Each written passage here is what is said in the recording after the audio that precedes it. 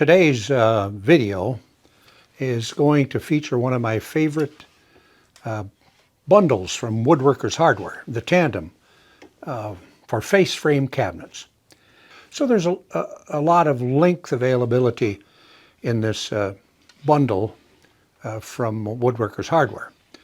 They're extremely versatile slides. You can use them for overlay cabinets. You can use them on inset cabinets. You can use them with a side-to-side adjustment. Like if you use this front locking device, then you have side-to-side and up and down on the front. If you use this more economical bracket, then you have up and down only. But I can tell you right off, you should get the one with the side-to-side adjustment. I learned that lesson. So the front locking devices are important.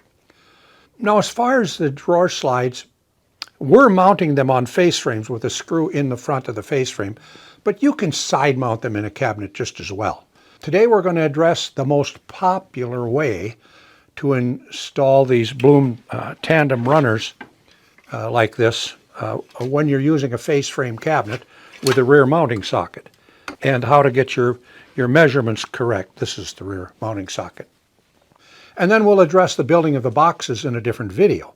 Now, the sample cabinet that I'm using right here from left to right, the opening is only 12 inches, 305 millimeters. But in my daughter-in-law's kitchen, they have 15 drawer boxes, and I made them 30 inches wide. They work perfect. My daughter-in-law loves them. So the other thing to be aware of is the inside cabinet depth. From the front of your face frame to the inside back of the cabinet is very important, because you have to have room to get the slide in. The first thing I like to do is install the rear mounting brackets into the cabinet. And that can be a challenge at times. So I like to make a template like the one you see here. And in the manufacturer's drawing you see on the right there, the red line in that drawing reflects the lines that I'm drawing on the template. So I'll draw for the left and the right side of the cabinet. And the reason I do that is because sometimes the space behind the face frame is different.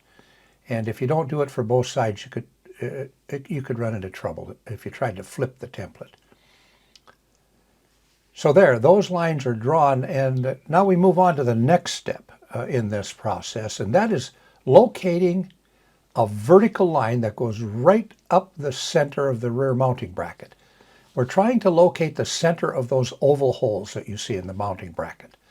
So we're moving over by 14 millimeters, 9/16 of an inch from the side of the face frame over, and marking the template and drawing a line that'll help us to identify exactly where to make the holes for mounting the rear mounting bracket.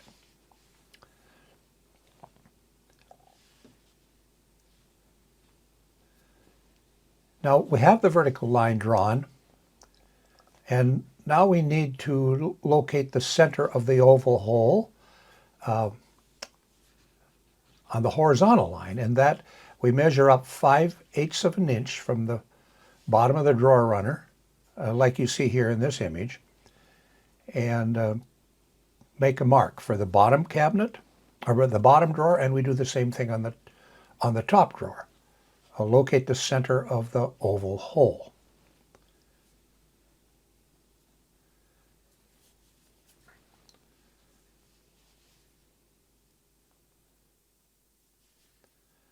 And with that done, we move on to the oval hole that's in the top of the rear mounting bracket. And that means another 1.25 inches or 32 millimeters up from the other hole.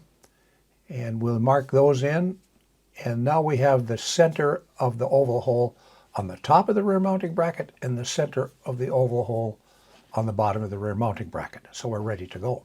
We can take our drill and drill some holes right through our template. And you can see the little red dots on the rear mounting bracket. That's where those holes are. I'll take the template now, as you can see how it fits behind the face frame and what we've done. And I'm going to move that template to the back of the cabinet and use it to make some pilot holes for mounting the rear mounting brackets. So here's the left side. I'll drill for the lower drawer and the upper drawer. Now the right side for the lower drawer and the upper drawer. And now the pilot holes are there. I can start installing my rear mounting brackets. Now again, the screws that we're putting in here go in the center of the oval hole. It's a panhead screw. And manufacturers like to have 3 screws in the rear mounting bracket or socket, whatever you want to call it. And personally, I put 4 in. And in this sample that I'm making, I'll only put in 3. So it's the center of the oval hole and then an extra screw on each bracket to meet specifications.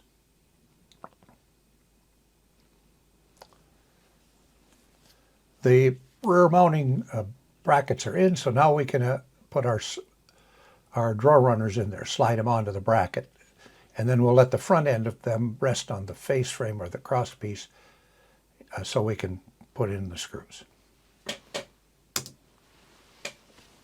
You'll see here that the bracket allows plenty of forward and backward movement from 1/4 of an inch to 1 7/8 on that bracket range or socket, whatever you want to call it. And I think that's plenty.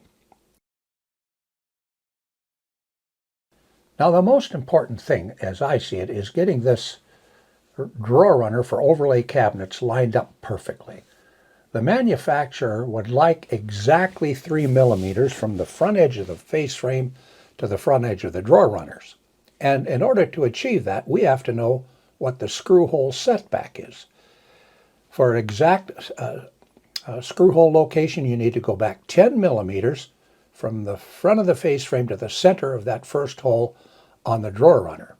Now this is 25 millimeters up from the cross rail to the center of that first line of holes, and it's 37 millimeters from the cross rail to that top line of holes. Now that our pilot holes are drilled, we can put in our 6 by 5/8 flathead Phillips wood screws. You can put it either in the top hole or the bottom hole. I always put it in both holes. I don't know why.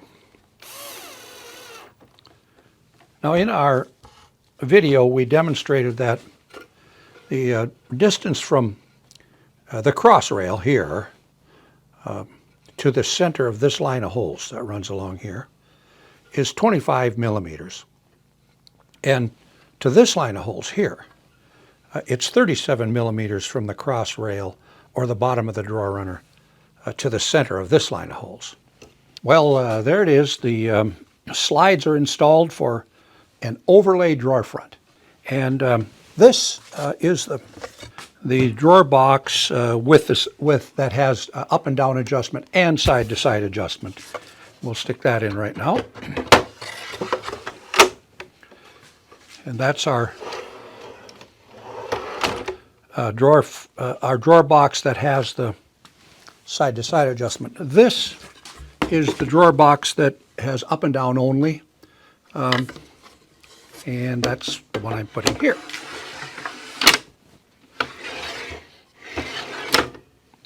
So there it is, our installed tandem bundles, either with the side-to-side adjustment or without it. Well, there you are.